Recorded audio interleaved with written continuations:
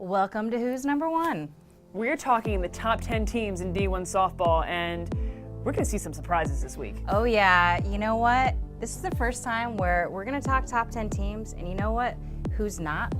You're not going to see Oklahoma, Michigan, UCLA, or LSU in the top 10. I don't know when the last time that happened was. But you know who you are going to see? The Duke Dogs at number 10. JMU Duke Dogs coming in at number 10.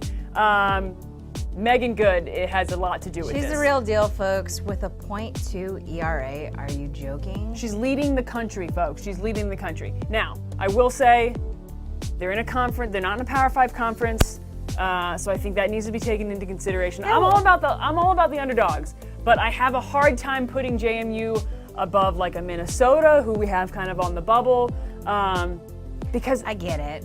Here's the thing: they're not scoring runs. Out of our everybody who we have in the top 10, they have the lowest run scored in the season by a significant amount of runs. They've only scored 146. The next lowest is 159. What do you have to say about that, Ches? She hating. But we're moving on to number 9, and in the number 9 spot we've got Utah. The Utah Utes go in to UCLA's house and sweep the Bruins for the first time in history. Yeah, they've also beaten Tennessee and LSU this season.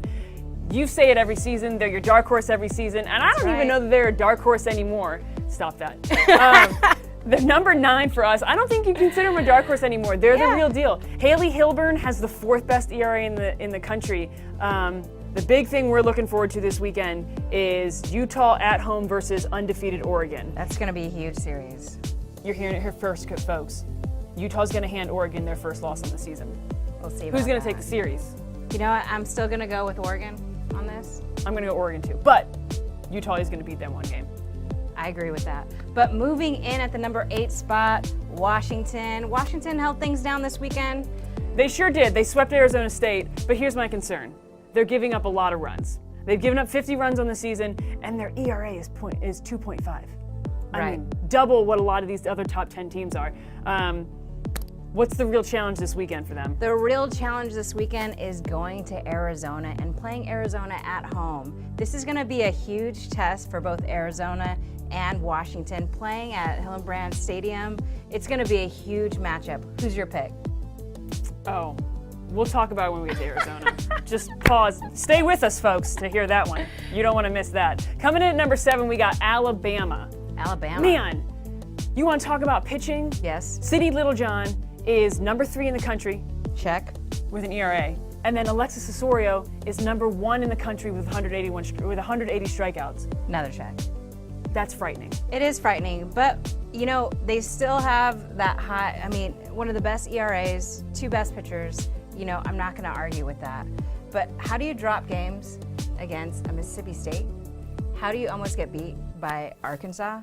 You know, those are huge concerns, and whether or not they can score enough runs on offense. Yeah, offense is my biggest concern with Alabama, and we're just going to see as the season goes on in a tough SEC conference. But moving on to number 6, we've got the Texas A&M Aggies. Oh yeah. Man, we like how the Aggies look this season. Yep. And here's the big thing that everybody needs to be paying attention to with A&M is their schedule. They don't have Florida, they don't have Auburn, they don't have Alabama. They hold their destiny in their hands. Oh, absolutely. They are in charge of how the rest of their season is going to go, and if they play it right, they're going to be set up very nicely coming into regionals and super regionals. Yeah, and here's the deal. Sam Shaw and Trinity Harrington are going to hold it down in the circle with this schedule. So I feel like they're going to set themselves up real nicely come postseason. Yeah, I agree. I completely agree. Moving on to number 5, we're cracking the top 5. Auburn is coming in at number 5 for us. They're having a great season. They are. The big thing that we want to talk about with Auburn is their matchup this week. Oh yeah. Oh boy. Going into Florida and playing in Gainesville. Huge matchup in the SEC, but they're going up against the best pitching staff in the nation. We'll see how they fare against the Gators. True story. One thing that's really surprising me about Auburn this season is their number of errors. They have 22 errors in the season from a team who, when we shot a documentary series on them last year, we went in there and they really pride themselves on defense. And they have 22 errors in the season. Yeah. It's really surprising. So we'll see if they can clean up their defense, see if they can score the runs against the big three in Florida, and man, it's going to be it's going to be lots of great softball. You better be watching. Must-see series this weekend.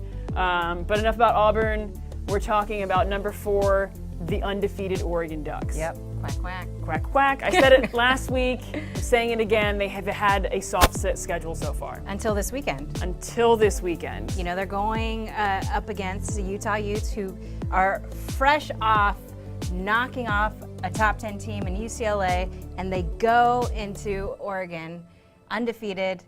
I'm excited to see this matchup. Yeah, I mean, you want to talk about the number 4 pitcher in the country, Haley Hilliburn, versus the number 3 offense in the country, Oregon Ducks.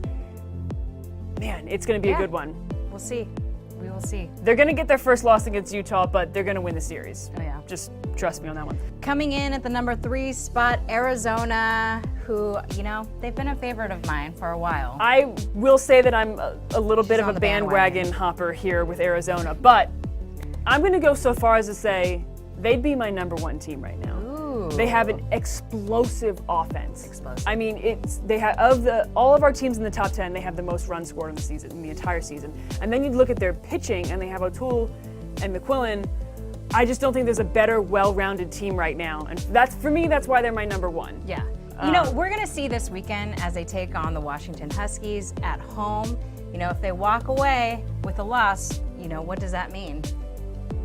They're going to sweep. Woo, fighting words. But coming in, bear down. They're going to sweep. Meow. Coming in at the number 2 spot, Florida State Seminoles, who are just legit in every capacity. What a phenomenal team. They're legit. I mean, They're so well-rounded. We're doing that documentary on them, Yep. and it's just it's so interesting to see them kind of behind the scenes with them. Absolutely. But they are just phenomenal.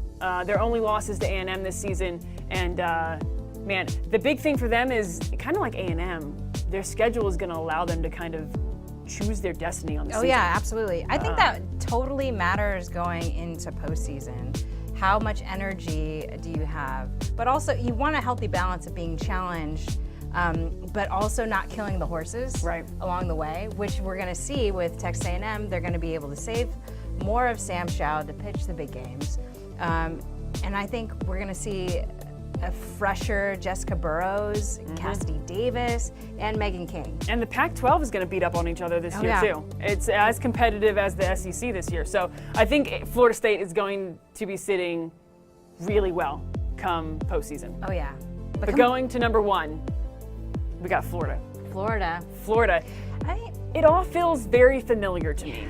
It's deja vu for Sarah. It's deja vu for me. Their defense, they are crushing across every defensive category. You know, defense in terms of like limiting errors. Their pitchers, like they're just crushing. Barnhill is a monster. Yeah. And then you have Ocasio and what's Gorley. your holdup? My holdup is their offense. And this is exactly what we said last year. They were riding the wave of number 1 the whole season, and we're like, oh, we don't know about this offense. And then they got kicked out of Super Regionals. Right. That's my holdup with Florida. You know what? I'm not so worried as Sarah is about the run production. I've seen them on offense, and I'm pretty excited, especially when we talk about that left side of the field with Hoover and Reynoso. And Reynoso, to me, is the ultimate X factor on the Florida Gators team. And we're going to see them in action this weekend, Florida versus Auburn. And maybe they can prove it to you. Yeah, we're going to see Florida's offense against Auburn's kind of great pitching staff. I mean, they're not leading the country in any category, but a really solid pitching staff, kind of pitched by committee that the Myers do down there. Who's your pick to win? Florida's going to take it. All right. Well, you heard it first. Well, that's it for who's number 1. We've capped off the top 10 teams, and it's a crazy week. It's a crazy year in college softball, folks. If you're not paying attention, you're missing some stuff. Right. Find all the best softball content on the planet on FloSoftball. Really, there's no other question about where you can find it. Deuces.